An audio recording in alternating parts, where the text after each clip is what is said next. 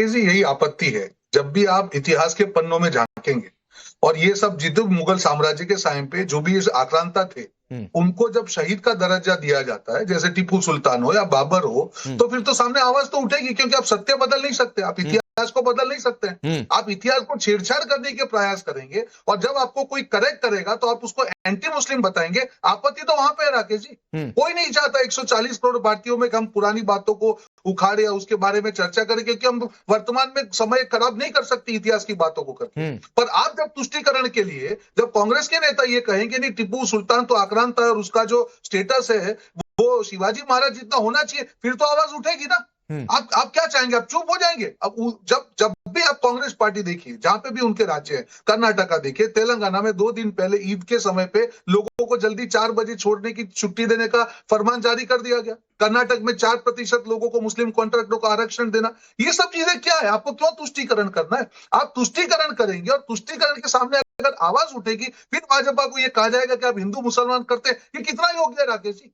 शुरुआत क्यों करते हैं? आपको क्यों वोट बैंक की राजनीति करनी? और एक चीज करूं राकेश जी, इन्होंने सिर्फ तुष्टीकरण किया है, मुसलमान समाज भी कांग्रेस की असलियत जान चुका और इसीलिए बिहार में उनको समर्थन नहीं दिया, क्योंकि समझ गए कि सिर्फ बातें करेंगे। जब आंध्र में सरकार थी तब उन्होंने मुसलमान आरक्षण की बहुत बड़ी बातें की। वो जानते थे, कांग्रेस जानती थी कि हमारे संविधान में प्रावधान क्लियर है कि कभी भी धर्म के नाम पे आरक्षण नहीं होगा। 4 बार फाइल को वापस भेजा गया दिखाने के लिए, देखिए हम तो प्रयास कर रहे हैं। तो ये दिखावे की जो तुष्टीकरण की जो राजनीति है वो एक्सपोज हो चुकी है, सबको समझना पड़ेगा। मौलाना मदनी जब ये स्टेटमेंट करते हैं कि नहीं हम सुरक्षित नहीं है, अरे आप क्यों कर रहे हैं? पूरा देश है, पूरे विश्व में अगर कहीं पे माइनॉरिटी, मैं माइनॉरिटी भी नहीं कहूंगा, सेकंड मेजोरिटी अगर सुरक्षित है वो भारत देश में। मैं इतिहास चैलेंज करके कहता हूं, सारे विश्व के देश में देख लीजिए क्या सबसे सुरक्षित है। फिर आप गलत तुष्टीकरण के चलते इस प्रकार की राजनीति नहीं कर सकते।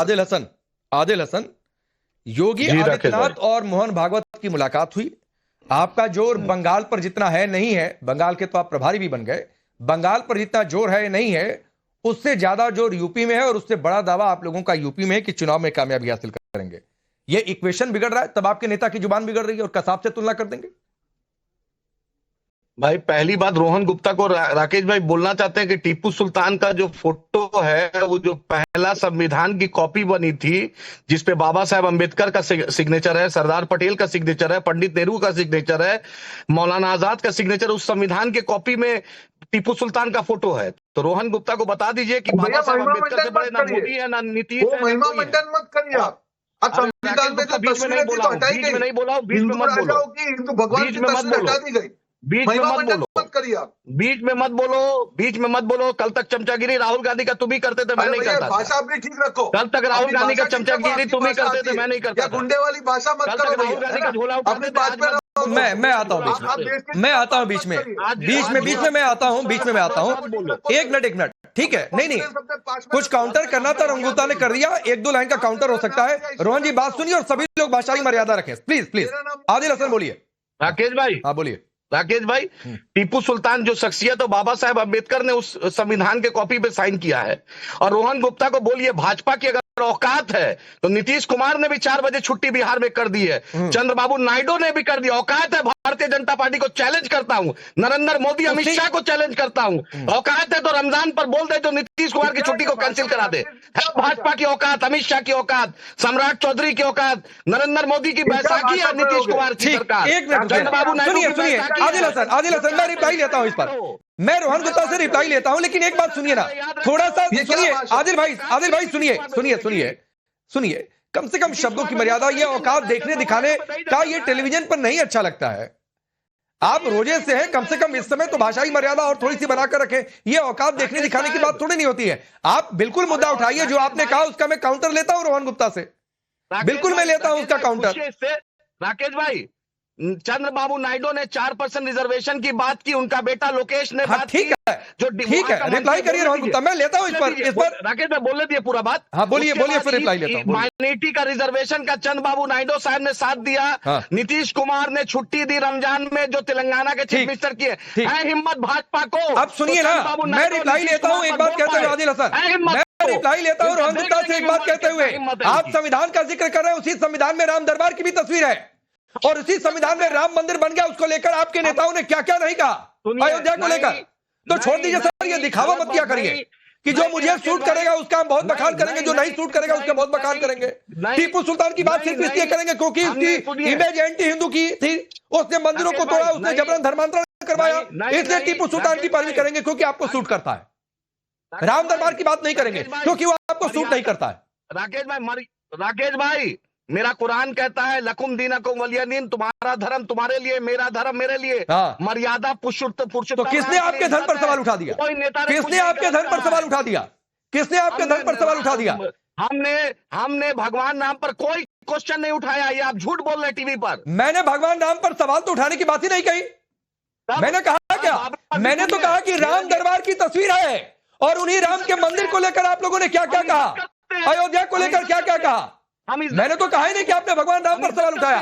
तो गलत कोट अनकोट मत किया करिए, सही कोट अनकोट किया करिए आदिल भाई। चलिए रोहन गुप्ता रिप्लाई करिए। कुछ बातें इन्होंने कही है नीतीश कुमार और नायडू को लेकर। प्लीज मैं आपकी बात का जवाब ले रहा हूं आदिल, प्लीज रोहन गुप्ता। राजेश जी, सबसे बड़ी चीज जो चेहरे से नफरत, जो भाषा है, हम डिबेट कर रहे हैं ना, आप देखिए तो सही क्या नफरत छलक, क्या किया, देश की राजनीति है क्या ये? आप बात करिए ना ठीक से अपने मुद्दे पे। ये क्या भाषा है? बात उन्होंने कही कि तेलंगाना। मैं वापस कहना चाहूंगा, बिल्कुल अगर मुसलमानों को ऑप्शनल है बिहार में दिया गया कि आप रमजान के समय पे जल्दी चलना चाहे तो छुट्टी अप्लाई कर सकते हैं। ऑर्डर नहीं, फरमान नहीं पास किया गया किसी एक धर्म के लिए। मैं ये कह रहा हूँ कि आप किसी एक धर्म के लिए करेंगे, सबके लिए करिए। तुष्टीकरण बीच में मत बोलिए, अब आप चुप रहिए, अब सुन लीजिए, बीच में मत बोलिए। मुझे भी आपकी भाषा आती है पर मुझे मर्यादा मालूम है। अब बीच में मत बोलिए प्लीज, सुन लीजिए। आदिल भाई सुन लीजिए, फिर आपके पास आ जाऊंगा। आदिल भाई सुन लीजिए, तुष्टीकरण करेंगे, रोहन गुप्ता को सुन लीजिए। आप जब तुष्टीकरण करेंगे तो उसका जवाब होगा। सब 140 करोड़ भारतीय है, एक धर्म के लिए करते हैं, दूसरे धर्म के लिए कोई किसी को आपत्ति नहीं है। आप रमजान करिए, आप जाते हैं हज पे तो मिलती है, आज भी सब्सिडी मिलती है, कभी हमने विरोध किया? ठीक है, होना चाहिए, उसमें कोई प्रॉब्लम नहीं है। पर इसका मतलब ये नहीं है कि जब हिंदुओं की बात हो तो आप उल्टी बात करें। आप ये इतिहास को नकार नहीं सकते कि बाबर आक्रांता था, इतिहास को नकार नहीं सकते कि किस प्रकार से ये आक्रांताओं ने देश के ऊपर अत्याचार किया। चुप बैठे हैं देश की जनता, इसका मतलब ये मत समझिए कि हकीकत बदल जाएगी। इतिहास को आप भविष्य की बात करिए और आप जब भी तुष्टीकरण की बात करेंगे उसका काउंटर आपको मिलेगा। कांग्रेस जब भी तुष्टीकरण की बात करेगी उसका हृदय परिवर्तन हो गया आपका। देश की जनता की बात करिए आप। आज देश की योजनाएं हैं। राकेश जी, मैं सिंपल सवाल पूछना चाहूंगा। ठीक है, मैं जरा विवेक साइलेंस से भी एक टिप्पणी ले लूं, फिर आदिल और सरवर भाई आपके पास आते हैं। विवेक साइलेंस ने बोला नहीं है, एक बार उनकी बात हो जाए। आदिल भाई आता हूं, विवेक साइलेंस सिर्फ 1 मिनट। हाँ अच्छा, बोलिए जल्दी अपनी बात पूरी करिए। सिर्फ मैं कहना चाह रहा हूं कि देश की जितनी भी बड़ी सरकार की योजना है, क्या उसमें किसी के अंदर कोई भेदभाव है क्या? आयुष्मान भारत योजना के कितने % लोग जो है मुसलमान समाज से? बिल्कुल सबका अधिकार है। और ऐसा भी नहीं कि कोई ये लोग 4-5 लोग धर्म के जो आका बन जाएंगे और उनको वोट मिल जाएगा ना, बिल्कुल नहीं। देश की जनता समझती है, मुसलमान भी समझता है, उनकी भलाई कहां पे। ठीक बात है। विवेक साइलेंस, एक और सीएम योगी भागवत की मुलाकात, जाहिर सी बात है 27 को लेकर चर्चा हुई हिंदुत्व एकता को लेकर बातचीत हुई होगी, लेकिन दूसरी ओर मैं सबसे पहले आपसे जानना चाहता हूं, यह कहना कि बाबर औरंगजेब के समय हिंदू सबसे ज्यादा सम्मानित रहे, क्या आप इससे सहमत हैं? देखिए पांडे जी, मुझे रोहन गुप्ता जी की एक बात बहुत अच्छी लगी। उसको मैं अप्रिशिएट करता हूं। उन्होंने कहा है कि आज के युग में अभी जबकि देश तरक्की की तरफ बढ़ रहा है या बढ़ने की कोशिश कर रहा है, इसमें 500 साल पुरानी बात करने से कोई लाभ नहीं। ये अच्छी बात है कि मोहन भागवत जी और योगी जी की मुलाकात हुई। आपने अभी मंदिर तोड़ने की बात की कि औरंगजेब और बाबर ने बहुत मंदिर तोड़े हिंदुस्तान के अंदर आके, लेकिन मैं प्रधानमंत्री मोदी जी की जो कॉन्स्टिट्यूएंसी बनारस है वहां की बात रखना जरूर चाहूंगा। 134 मंदिर और शिवलिंग तोड़ के नालियों में फेंकने वाली सरकार, उसके बाद अगर कोई कैमरामैन हो तो भेज दीजिए बनारस के लंका थाने में, वहां पर शिवलिंग अभी भी जमीन पे ऐसे ही बिखरे पड़े हैं और शिव मंदिर का भी ये शनि मंदिर का भी मूर्ति वहां पड़ी हुई है। सुन लीजिए मेरी बात, खत्म हो जाने दीजिए। आपने अक्षय वट वृक्ष भी तोड़ दिया। माता अहिल्याबाई होलकर की आपने अभी देखी किस तरह से मूर्ति तोड़ी, उसके नीचे एक शिवलिंग भी था जिसको योगी आदित्यनाथ जी ने आज की डेट में बताया कि वो AI से बन के आया है। ब्रजेश पाठक डिप्टी सीएम क्या कर रहे हैं? वो तो योगी जी और उत्तर प्रदेश सरकार का किया गया महापाप धोने के प्रयास में है, क्योंकि उन्होंने कहा कि जिसने भी बाल बटुकों का शिखा खींच के उनको बर्बरता से मारा है, उसको बहुत बड़ा पाप लगेगा, उसको श्राप लगेगा। इसीलिए लगता है कि आज ब्रजेश पाठक जी ने बाल बटुकों की पूजा करनी भी चालू कर दी है।